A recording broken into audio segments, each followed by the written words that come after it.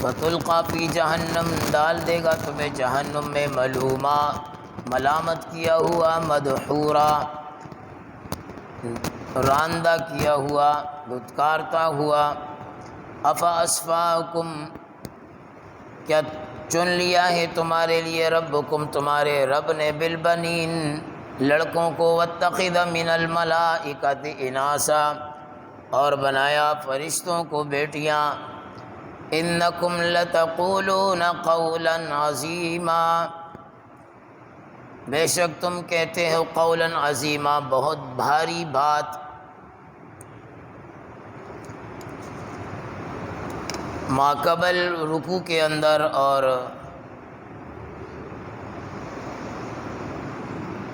درسوں کے اندر میں نے بتلایا تھا، ابن عباس رضی اللہ تعالیٰ عنہ فرماتے ہیں کہ توریت جو کہ اللہ کی آسمانی کتاب ہے، اس کتاب میں جو اخلاقی تعلیم تھی وہ ساری کی ساری یہ ماقبل رکوع کے اندر اللہ رب العالمین نے بیان فرمائی، اور اس کا ابتدا بھی اللہ نے توحید سے کیا۔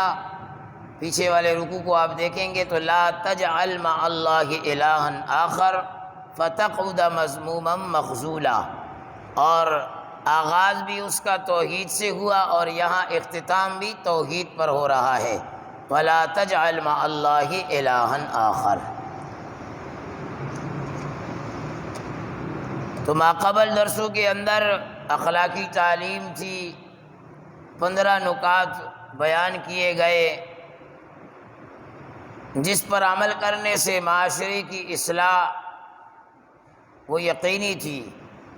اللہ رب العالمین اس آیت کے اندر ارشاد فرما رہے ہیں کہ ذالک مما اوحی الیک ربک من الحکمہ،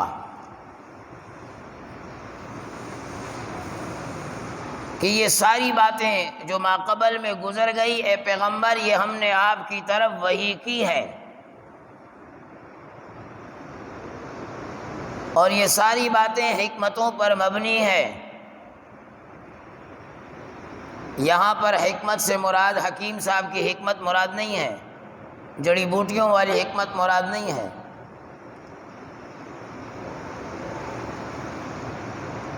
سورہ بقرہ میں فرمایا یؤتی الحکمت من یشاء، اللہ رب العالمین جسے چاہتے ہیں حکمت عطا کر دیتے ہیں۔ ومن یؤت الحکمت فقد اوتی خیرا کثیرا، اور جسے حکمت مل گئی گویا اسے بہت بڑی بلائی مل گئی۔ امام مالک رحمۃ اللہ تعالی علیہ فرماتے ہیں کہ سنت جو ہے وہ ساری کی ساری حکمت ہے۔ پیغمبر علیہ الصلاۃ والسلام کی ادا کو ادا کرنے کو، پیغمبر علیہ الصلاۃ والسلام کی ادا کے اپنانے کو سنت کہا جاتا ہے، اور پیغمبر کی جتنی بھی سنت ہیں ہر سنت کے اندر حکمت موجود ہے، اور اس حکمت کو آج مسلمان کو چھوڑو کافر بھی ڈھونڈ کر بتا رہے ہیں۔ آج دنیا کا کافر، آج دنیا کا پروفیسر، آج دنیا کا سائنسدان، آج دنیا کا ڈاکٹر، جس کا اسلام سے، قرآن سے، توحید سے، اللہ سے کوئی واسطہ نہیں، وہ بھی اقرار کرتا ہے، اور وہ ڈھونڈتے ہیں کہ یہ مسلمانوں کے آخری پیغمبر جناب محمد الرسول اللہ جو کہہ کر گئے ہیں، ان کی بات میں کیا حکمت ہے، وہ ڈھونڈتے ہیں۔ تو جب پیغمبر علیہ الصلاۃ والسلام کی سنتیں وہ حکمتوں سے لبریز ہیں تو اللہ رب العالمین کے کلام کا کیا کہنا۔ اللہ رب العالمین کی مخلوقات کا کیا کہنا۔ ہر ایک کو اللہ رب العالمین نے اپنی حکمت کے تحت بنایا ہے، اور اللہ ہی رب العالمین ان کی حکمتوں سے بخوبی واقف ہے۔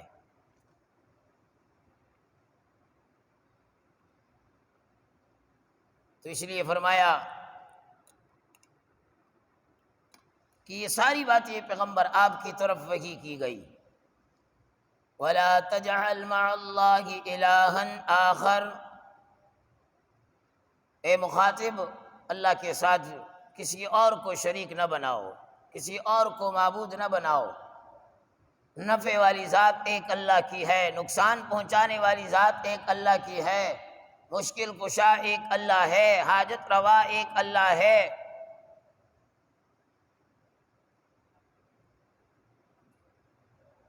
اور جا بجا قرآن میں اس کی تعلیم دی گئی، اس کی دعوت دی گئی، انبیاء علیہم الصلوات و تسلیمات اسی کی دعوت دیتے رہے، ابراہیم علیہ السلام اسی کے متعلق فرماتے رہے۔ آگے قربانی کا مہینہ آ رہا ہے، قربانی کا عمل آ رہا ہے۔ یاد رکھنا، اگر عقیدہ ابراہیم علیہ السلام والا نہیں ہے کہ ایک اللہ سے ہوتا ہے، اللہ کے غیر سے نہیں ہوتا، اس آدمی کی قربانی کا بھی کوئی فائدہ نہیں ہے۔ اس لیے کہ جب عقیدے میں بگاڑ ہے تو عمل اس کا کوئی فائدہ نہیں۔ تو فرمایا اللہ کے ساتھ کسی کو شریک نہ بناؤ، کسی اور کو معبود نہ ٹھہراؤ، فَتُلْقَىٰ فِي جہنم، اللہ جہنم میں ڈال دے گا۔ کیسے ڈالے گا؟ ملومن مدحورا، ملومن ملامت کیا ہوا، مدحورن ایک آدمی کو جب کسی کمپنی سے دفتر سے نکالا جاتا ہے تو ذلیل کر کر نکل جا، دفع ہو جا، تو فرمایا ملامت کیا ہوا جہنم میں ڈالا جائے گا، اور ذلیل کر کے دھتکار کے جہنم میں پھینکا جائے گا، جہنم میں ڈالا جائے گا۔ جو اللہ کے ساتھ اوروں کو معبود بنا رہا ہے، جو اللہ کے ساتھ اوروں کی عبادت کر رہا ہے، جو اللہ کی ذات و صفات میں اوروں کو شریک کر رہا ہے، اس لیے کہ اللہ کی ذات وہ شرک سے پاک ہے۔ خطبہ پڑھا جاتا ہے، آپ نے سنا ہوگا، وَنَشْهَدُ أَن لَّا إِلَٰهَ إِلَّا اللَّهُ وَحْدَهُ لَا شَرِيكَ لَهُ لَا وَزِيرَ لَهُ لَا مُشِيرَ لَهُ، اس کا کوئی وزیر نہیں، اس کا کوئی مشیر نہیں، وَلَا مُعِينَ لَهُ، اس کا کوئی مددگار نہیں، اتنے تنہا ہے۔ پھر فرمایا فَأَصْفَاكُمْ رَبُّكُمْ بِالْبَنِينَ، مشرکین مکہ کا ایک اور عقیدہ، أَفَأَصْفَاكُمْ رَبُّكُمْ بِالْبَنِينَ، کہ چن لیا ہے تمہارے لیے تمہارے رب نے بالبنین بیٹوں کو، وَاتَّخَذَ مِنَ الْمَلَائِكَةِ إِنَاثًا، اور فرشتوں کو بیٹیاں بنا لیا۔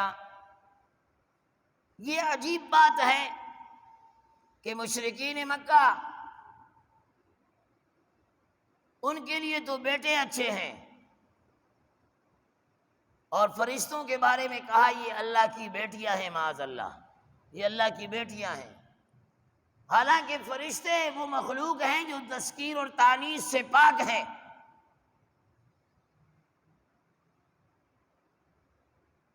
اپنے لیے تو بیٹے پسند کرتے ہو،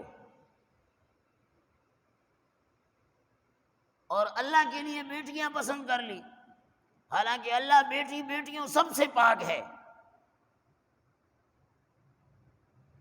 یہ عجیب بات ہے تمہارے اپنے گھر میں بیٹی پیدا ہو جائے تو تمہارے چہرے سیاہ ہو جاتے ہیں، تمہارے ماتھوں پر بل آ جاتا ہے، تم اس بچی کو زندہ درگور کرنے کے لیے تیار ہو جاتے ہو۔ اپنے لیے بیٹیاں پسند نہیں کرتے، اور عقیدہ بنا لیا کہ فرشتے یہ اللہ کی بیٹیاں ہیں، یہ اللہ کی بیٹیاں۔ اور وہی مشرکین مکہ کا طریقہ آج تک چلا آ رہا ہے۔ آج بھی ایسے گھرانے ہیں جو اپنے آپ کو کہتے محمد کا امتی ہے، آج بھی ایسے گھرانے ہیں جو کہتے اپنے آپ کو قرآن والا ہے، مسلمان، لیکن ان کے گھروں میں جب بیٹی پیدا ہو جائے عجیب سا ایک ماتم بپا ہو جاتا ہے، ان کے گھروں میں حالت غیر ہو جاتی ہے کہ یہ کیا ہو گیا۔ کئی خواتین کو تو اس لیے طلاق دی گئی کہ اس نے بیٹی کو جنا ہے، اس نے بیٹی کو جنا ہے، حالانکہ اس میں عورت کا کیا قصور ہے؟ نہ تو وہ عورت کے اختیار میں ہے اور نہ مرد کے اختیار میں ہے۔ یخلق ما یشاء یہب لمن یشاء اناثا ویہب لمن یشاء الذکور، جسے اللہ چاہے بیٹیاں دے، جسے اللہ چاہے بیٹے دے۔ او یزوجہم ذکرانا و اناثا، جسے چاہے دونوں دے۔ وَيَجْعَلُ مَن يَشَاءُ عَقِيمًا، اور جسے چاہے بانجھ کر دے، کچھ بھی نہ دے۔ إِنَّهُ عَلِيمٌ قَدِيرٌ، وہ اللہ کی ذات قادر ہے۔ فرمایا إِنَّكُمْ لَتَقُولُونَ قَوْلًا عَظِيمًا، تم بہت بھاری بات کر رہے ہو، بہت ناشائستہ بات کر رہے ہو، بہت ہی گستاخی والی بات کر رہے ہو، یہ کہہ کیا رہے ہو تم؟ آگے ایک جگہ ذکر کیا تکاد السماوات یتفطرن منہ وتنشق الارض وتخر الجبال ہدا، قریب ہے کہ آسمان پھٹ جائے، زمین شک ہو جائے، وتخر الجبال ہدا، اور پہاڑ ریزہ ریزہ ہو جائے۔ کیوں؟ ان دعوا للرحمن ولدا، کہ تم رحمان کے لیے بیٹا بنا رہے ہو، اس کے لیے بیٹے کی نسبت کر رہے ہو، حالانکہ وہ تو ایسی ذات قل هو اللہ احد اللہ الصمد لم یلد ولم یولد ولم یکن له کفوا احد۔ اللہ رب العالمین ہمیں صحیح معنوں میں صحیح کامل عقیدہ نصیب فرمائے۔